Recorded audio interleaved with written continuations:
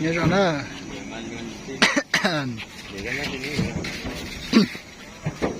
Lấy lúc cô chơi nói chỉ đó là mà bỏ ra sẽ chơi nó để bù không à.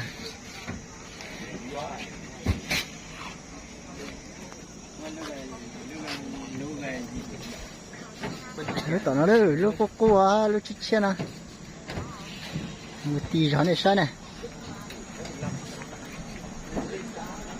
Một quay tin rồi tao nó.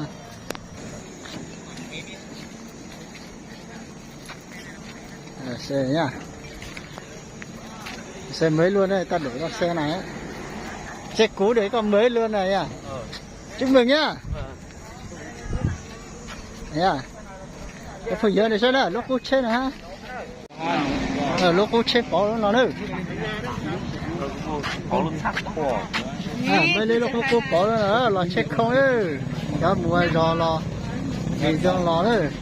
Mình nhà chỉ mới nhà chạy xe cô là ta là cái Costa này đấy là cái trời lấy cô luôn rồi nè xe chặt rồi nè lấy rồi xe chặt rồi cho xe lên đi lấy rồi xe chặt rồi nè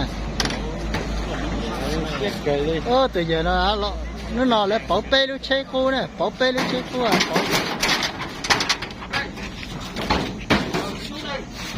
à cho nên mất thâu đó một cái miền Bắc nó giá cổ tê này,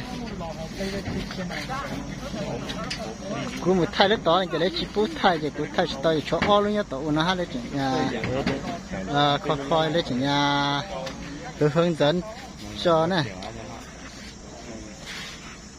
ô đây chết lúc bây giờ chặt rồi lấy lò thọ bê lúc sẽ chia, lấy mua khu chế bảo luôn lấy chuyện lo chế thì chuyện lo nhiều ha lấy chuyện mua nhiều cho là còn thử một chút nữa, một chút chặt một chút nữa.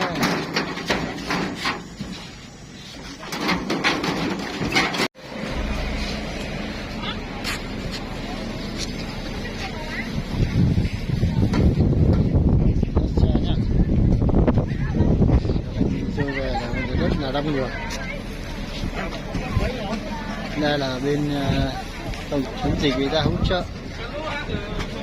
Chợ xe máy và cả người nhà về quê luôn nhá. Đấy, cái xe tải này nó chợ xe máy.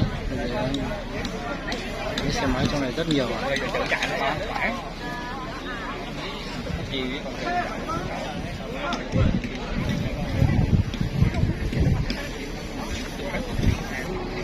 Đây là xe đưa công dân về quê nhá.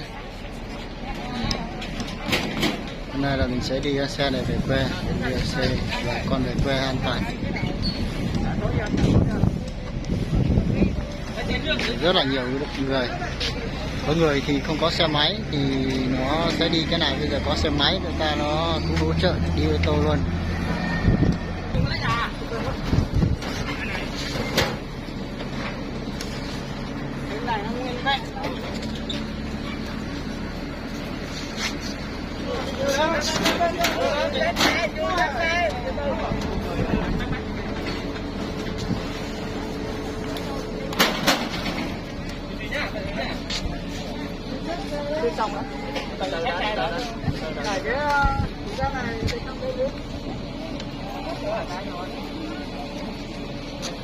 Có hết xe giờ, còn 2 chiếc thôi đúng không?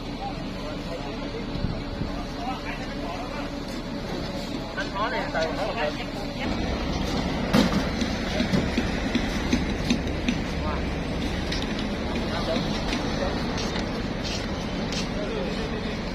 anh.